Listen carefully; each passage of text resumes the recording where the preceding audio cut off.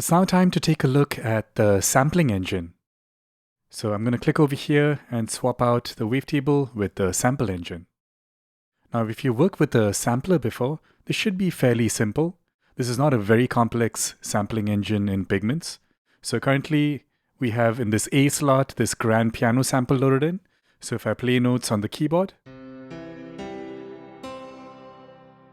that one sample is stretched up for the higher notes and stretched down for the lower notes.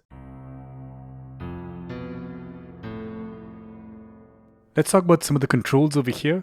As I mentioned before, with analog, we have tune and unison, and in wavetable, we still get the two, but we don't get that drift control.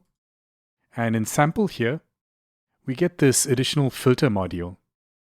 Now, we do have a very extensive filter section over here with two filters built in, but if you quickly want to filter out a particular sample, you could make use of this one. So if I move the knob to the right, it's a high-pass filter, and to the left, it's a low-pass filter. Personally, I'd rather use a more fully featured filter section like the one we have over here. Alright, let's take a look at some other features of the sampler. Of course, in Pigments, you get a huge collection of samples that you can load in. And if you just click once, you can preview the sound.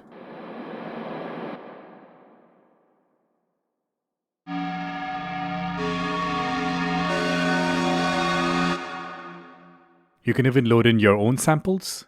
Go to import it here. There's one I loaded in earlier. Double clicking will close the browser and we can look at the interface.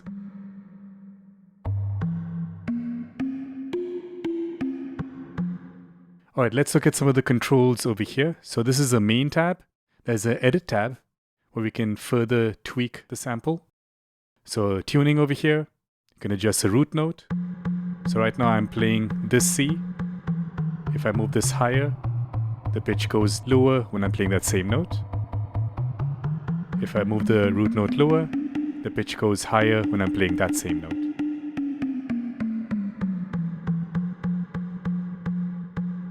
There's fine tune and individual transpose. Playback mode, right now it's set to normal, but we can also reverse it. So you can see it's playing backwards.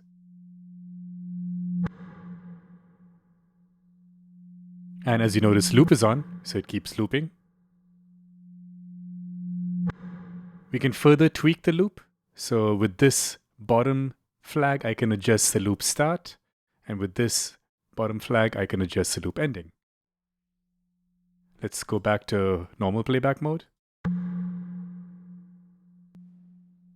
A bit quiet. Let's maybe find another section over here.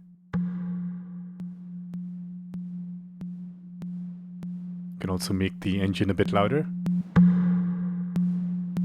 Now we're hearing very obvious clicks. I can turn on snap, so when I drag this, we mainly get zero crossings, but there's still a little bit of a click, probably from the endpoint here. I could readjust that. Yeah, still has a click. If I want to further get rid of that, I can introduce fade, and that kind of smooths it out. Loop modes, forward, back and forth. Different ways to play back that sample. Alright, let's swap out this sample with something from the factory. I'll go into the guitar category and load in a classical guitar sample instead. Double click to load it in, and one very cool feature is that all the settings that I have changed are retained, even though the sample has been swapped out. So that's very cool. We have an overall mix control, so we have 6 different sample slots. We're only working with A here right now. There's a gain control for that, and there's also a panning control for it. So that is just for this slot A. Other settings for slot A, we can copy this over to, let's say, slot B. And now we have the exact same sample in slot B. To listen to slot B, I just have to click on it. And now we're listening to slot B. It sounds exactly the same because we copied it over from A. Now I can reset all these settings that I've changed by clicking this one button. And I was just playing back the sample without any of these settings I changed earlier. I can even delete the entire sample. We get a little warning and hit OK to get rid of that sample completely. All right, I'm going to go ahead and populate all these slots. So let's just go in here and find different sounds. Maybe a marimba, go to C. Let's go under guitar and bass, look at some other guitar sounds. Maybe a steel acoustic. Yeah, let's go with that. Slot D. Let's see, maybe under piano and keys. Electric piano, let's keep that. Slot E. Let's load in the toy piano.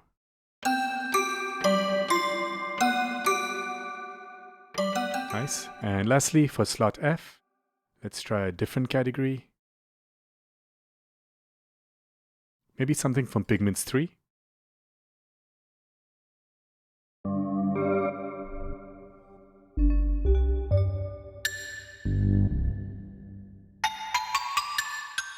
Kind of like that bell sound. Let's go with that.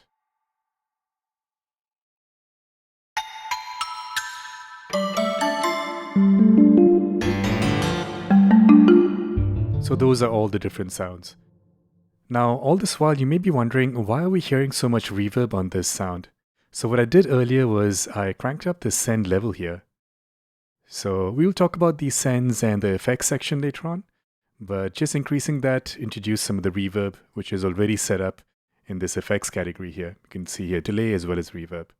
But now with that all the way down, we can hear a cleaner version of these samples.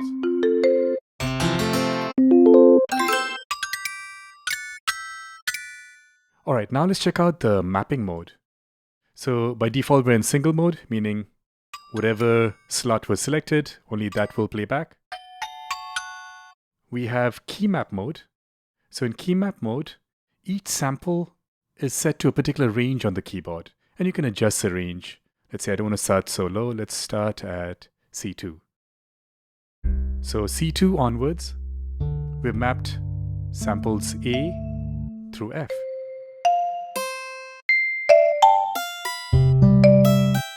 So depending on which part of the keyboard you're playing on, you will trigger a different sample.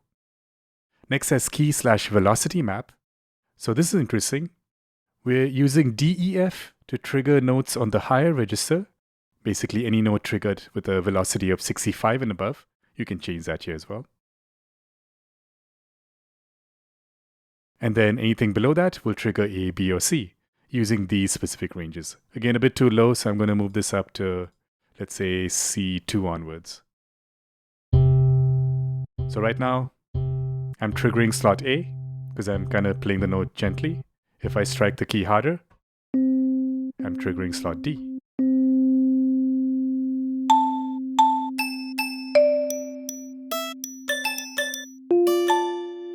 So pretty interesting how you can just use different samples like this for velocity mapping. Though it might make more sense to just have the same sound a bit louder. But yeah, sound design is all about experimenting like this. All right, next as sample pick. Now this is a bit more straightforward. You just get to pick which sample you want to hear at any given moment using this knob here. It doesn't change while you're holding down a note.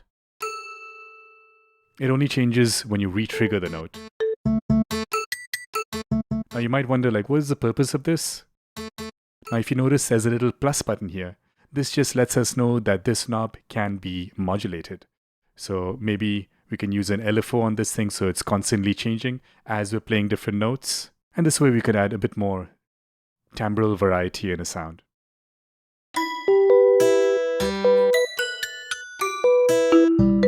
Next as round robin. In round robin mode, it just cycles through all the samples.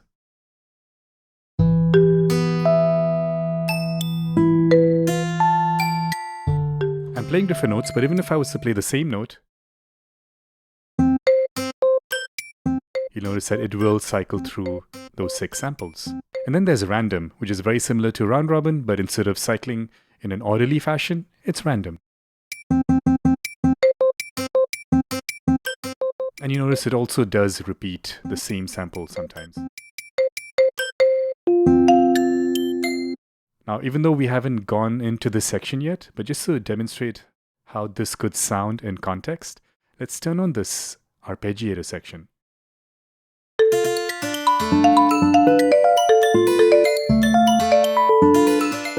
And let's also add some effects.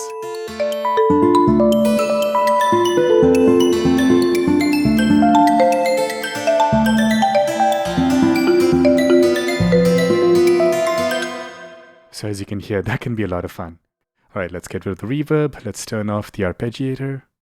Now this sample engine doesn't just end over here.